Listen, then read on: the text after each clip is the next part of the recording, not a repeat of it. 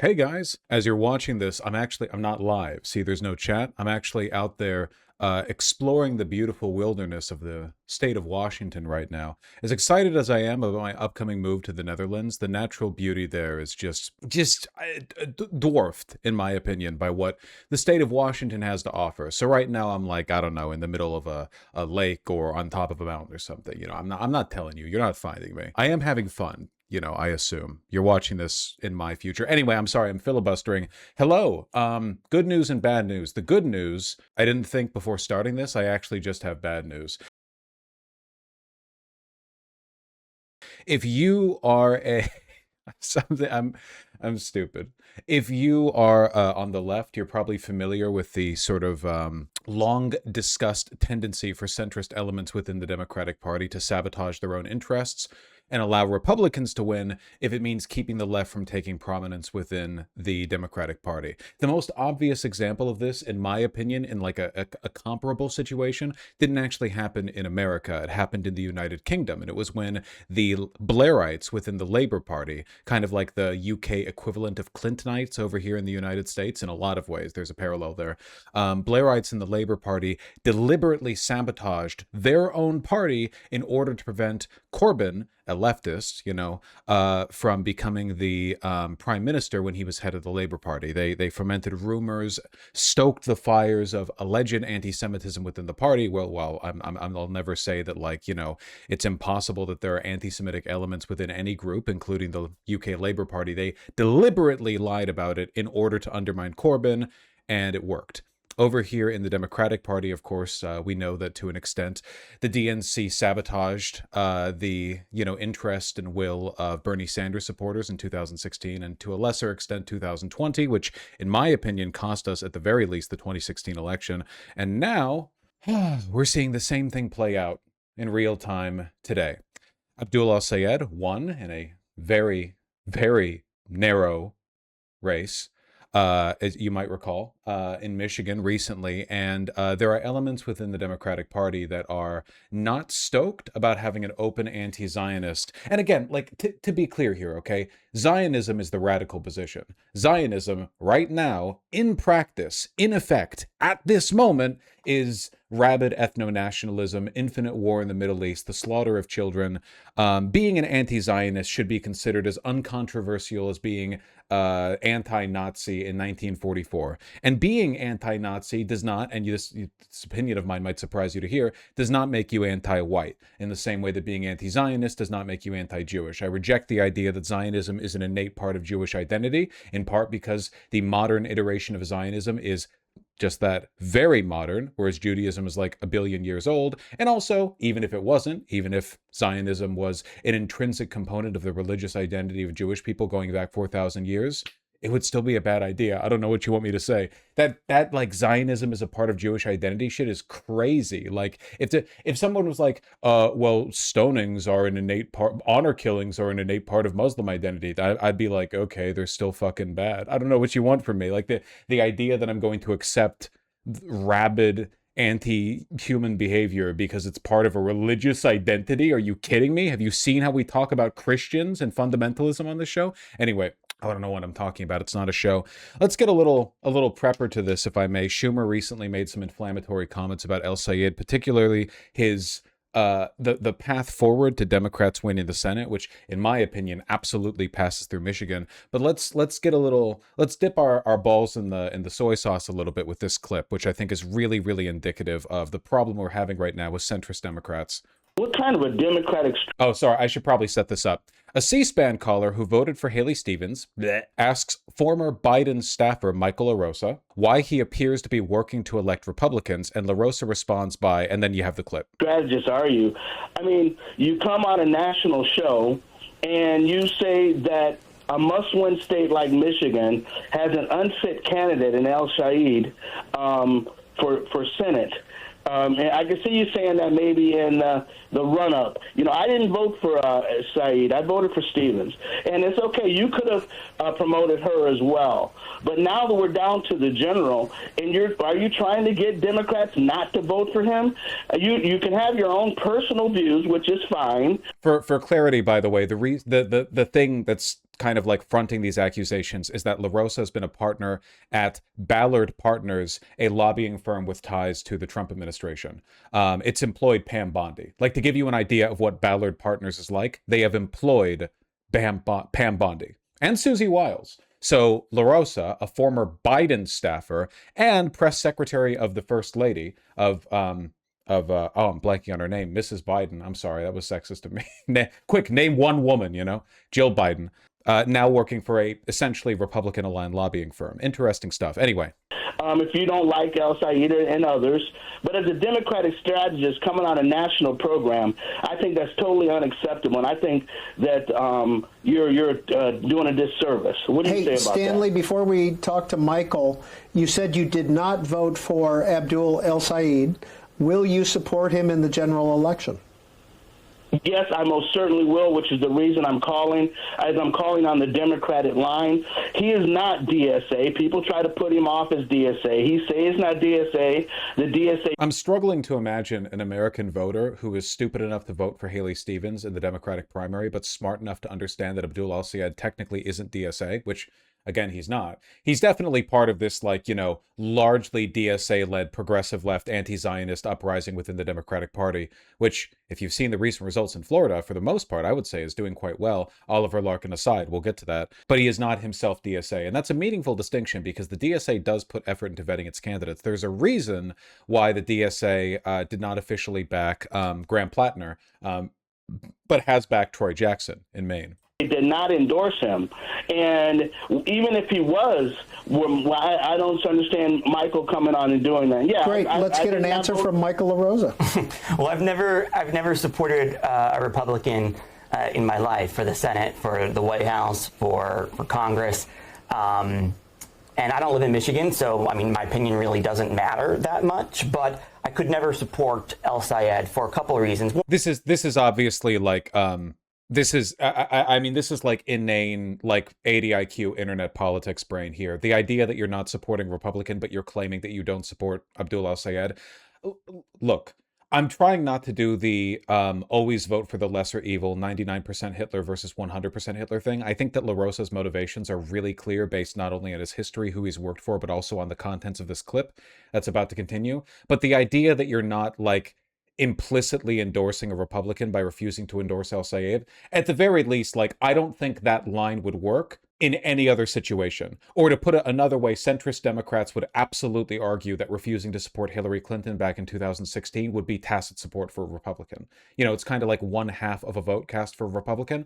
I think that there is nuance here, but the important part that I'm trying to stress is that LaRosa and other Democrats like him would never ever apply that nuance in the other direction. The idea that you can the uncommitted campaign for Joe Biden / Kamala Harris back in 2024, the idea that they were tacitly supporting Republicans was widely thrown around.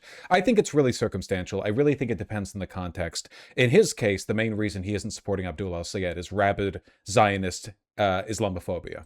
Syed for a couple of reasons. One, there's certain things that do transcend politics, that do transcend parties. And that's okay. That's what I was saying. Vote blue no matter who. The problem with that is who still matters. At least it matters to me. I was saying vote blue no matter who. The problem with that is who still matters. At least it matters to me. You know that fascist line, when you are in power, you do not destroy me because it is in accordance with your principles, but when I am in power, I will destroy you because it is in accordance with my principles. It's essentially like the other side of the the paradox of tolerance. The idea that fascists aren't being inconsistent when they demand tolerance when they're on the back foot, but then when they're in charge, they obliterate you. That's not them being inconsistent. Their consistent principle is to just do whatever benefits them at the time. So centrist Democrats will happily tout vote blue no matter who when they throw a lunatic genocidaire up there on stage. But Abdul El-Sayed, for reasons that have not yet been outlined in this clip. Apparently he has a reason for not supporting Abdul El-Sayed that transcends politics. That's interesting. I don't know if anything transcends politics, but...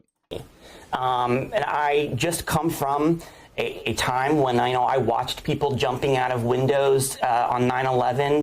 Jesus Christ. 70 miles from when the towers were falling and burning for 3 months. We could smell it from where I was from. Yeah, like I can't support Abdul al-Sayed because of 9/11. This is actually like a more straightforwardly racist take than most Republicans are willing to endorse, I feel. It's usually like the loony Republicans that'll be this upfront about it, like this very, very direct, like, he's a Muslim, 9/11, you know.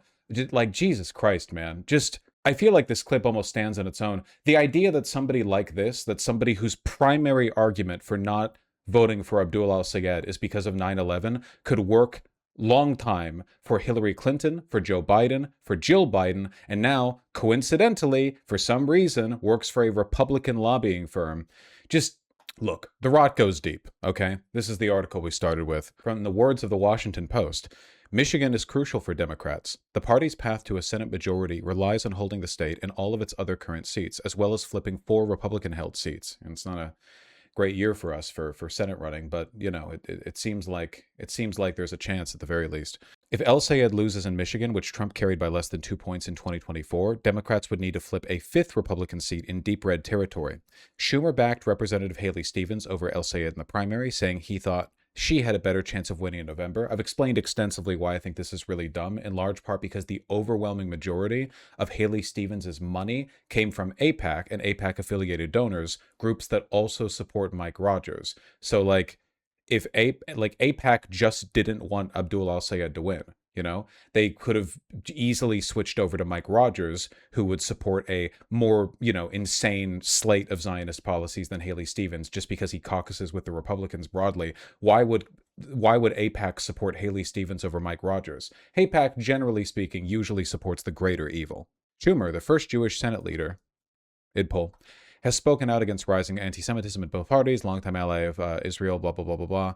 Let's get to the point here. In an interview, Schumer acknowledged he disagreed with El Sayed in Israel and other issues, but said they would work together to win in Michigan. Keep in mind that even Haley Stevens has like immediately shifted over to helping with Abdul al-Sayed's campaign, which, you know, credit to her. She's, you know, she's clearly like very buyable. You know, she's pliable, but she's doing the right thing here. Some Jewish voters in Michigan are not convinced.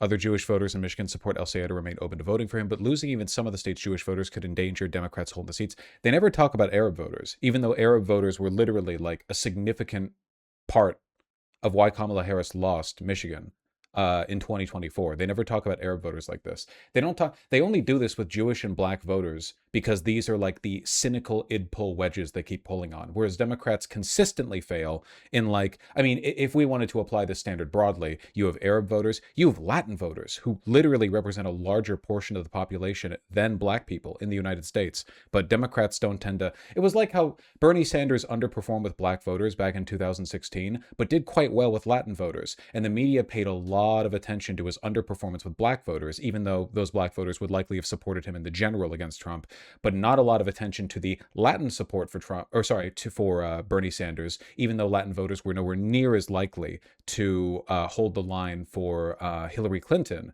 you know, in the general. And we all know what happened to Latin support for Trump following, you know, 2016, 2020, 2024. It went up. It seems like Democrats are very willing, the DNC is very willing to play these games of like racial allegiance, of like, you know, racial beleaguering. This race must support you in the primary or you're not eligible for the general. But they only really do it to groups that they have the line on. You know what I mean? They don't do it to Latin voters. They somewhat do it to woman voters. They don't do it for male voters because male voters tend to vote for Republicans, at least by, I think it's like a 55-45 or thereabouts, 58-42. I don't know.